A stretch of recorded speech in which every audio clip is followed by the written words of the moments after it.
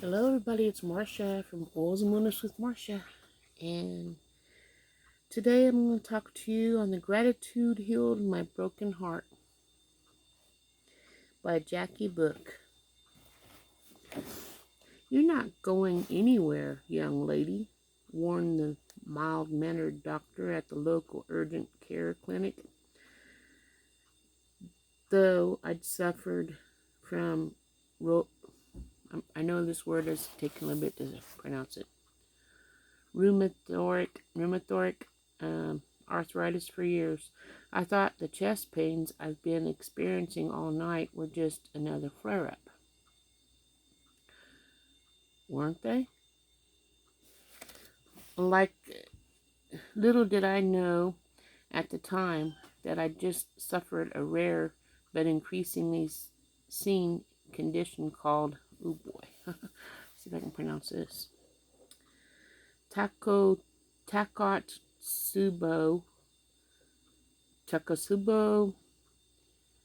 cardiomyopathy, a broken heart syndrome. Of course, the previous few weeks had been stressful, to say the least. With more than one family crisis, tons of last-minute orders of my custom jewelry to finish, and the normal stress of the holidays, my blood pressure was up and it had gotten harder and harder to catch my breath. I was constantly worried about everything. There seemed to be no relief in sight. So it was a little wonder that I was suddenly gripped by an attack that's brought on solely by severe stress and whose sufferers are 90% women. It wasn't a heart attack exactly. Instead, the overwhelming stress hormones in my body shocked my heart and caused half of it to stop beating. As the first of the emergency responders began to arrive and crowd into the little urgent care exam room to hook me up to monitors and begin the cardiac protocol, my husband Sam was jostled further and further away from me. A look of worry, love, and sadness on his face. Later, in the emergency room, I watched my heart on the ultrasound monitor. I could see that the upper half of my was eerily still, while the bottom portion pumped madly to compensate for the lack of blood pressure in my arteries. It's not what I thought would happen to me now, I reflected. After several hours of tests and pantheon and medical terms that would have made a brain surgeon panic, my new cardiologist returned to give me his prognosis. I'd lived the normal life of taking beta blockers every day, but the portion of my heart muscle was likely damaged permanently. In profound shock, but ever proactive, I considered what I could do. Then I recommended a chance visitor I'd had 6 months earlier in my jewelry design studio, an energy healer who told me I was more powerful than I knew. You can manifest everything you want: well-being, success, money, family tranquility, she had said, if you just visualize it being so. She admired the artistry, the love, and the gratitude that I brought into the jewelry design, calling my studio the happy place. A peaceful, beautiful environment created by my gratitude. While the conversations had struck me as odd at the time, it now got me thinking. If gratitude and visualization could help me create beautiful jewelry, could it also help me heal my damaged heart. I thanked the nurses who drifted in and out of my room, calling them by name. To their surprise, I appreciate the visitors who kept up a steady stream of conversations in the background. Even though I was tired and just wanted to rest, I slept on and off over the next 2 days, and upon awakening, spent first few moments in grateful reflection about those things I could appreciate in my world: the trees outside, the machines in my hospital room, even the elderly patient next door who seemed to wake up grumpy and stay that way. Several times a day, I also visualized a healing golden light entering my body and restoring my broken heart and my broken spirit. I immediately noticed how much more positive I was about my future. The stress that had nearly brought me to death's door didn't seem so important anymore. I vowed to no longer be a victim, to talk openly about things and listen to my gut, speak my truths, and be authentic in all ways. I even reassessed who I spent my time with and how I lived my life. We're not guaranteed tomorrow, I thought to myself, so I resolved to live life to the fullest today. When I finally went home, I continued my visualization practice in the one place I knew I'd remembered to do it every day: the shower. Every morning, as I stepped under the steaming cascade of water, I'd close my eyes, breathe deeply, and envision healing light from above, entering the top of my head and flowing downward, clearing any pain, removing any harm, and healing what needed to be healed, leaving only that which was for my best and highest good. Eventually, I added a second ritual: to breathe in light from the universe and take in love from the guardian angels, filling myself so much that I could no longer contain it all. Then radiantly the light back up back then radiantly radi, then radiating the light back and out of the room of the I'm having a problem with this sentence. Then radiating the light back out to the world to heal others in need.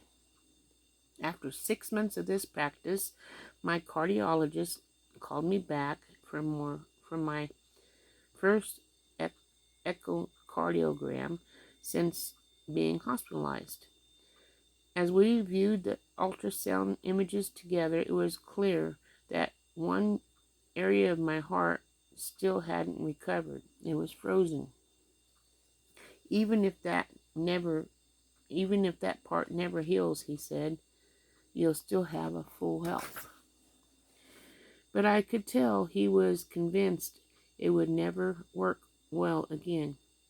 What more could I do? And then it hit me. Be grateful. I vowed to continue my gratitude practice and find the good in everything I did. Every morning, I'd spend my first 10 minutes finding several things to appreciate. I even challenged myself never to list the same thing twice. If I started my day with gratitude, it gave me the proper perspective to go through my day gracefully. If life hurled something at me, I'd see myself as a stately tree, bending and swaying instead of breaking whenever adversity appeared. I'm grounded, I'd say, knowing I could handle anything. Over the next few months, I found myself happier and more positive than I had ever been in my life. I was especially grateful for my husband in 24 years of 24 years who had supported me through the dark times and loved me more with every passing day.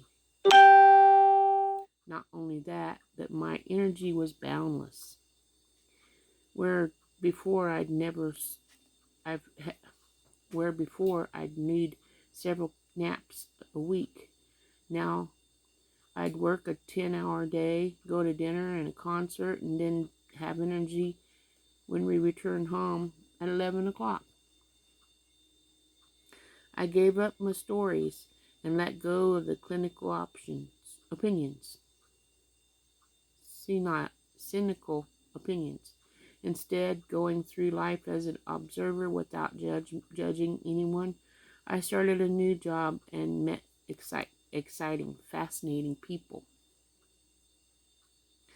Life was never dull. Then 1 year later, I returned to my cardiologist's office for my annual echocardiogram.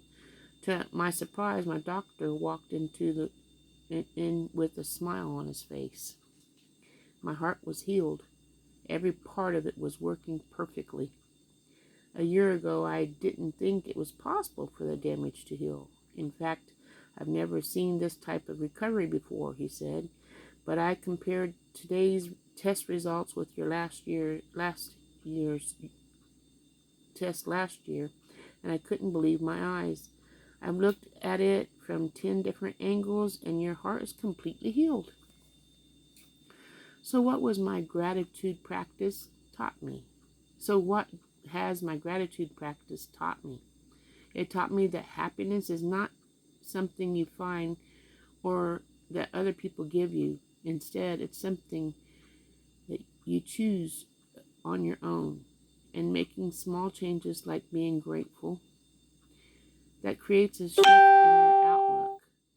You can wake up every day and live your life, or wake up every day and let life happen to you.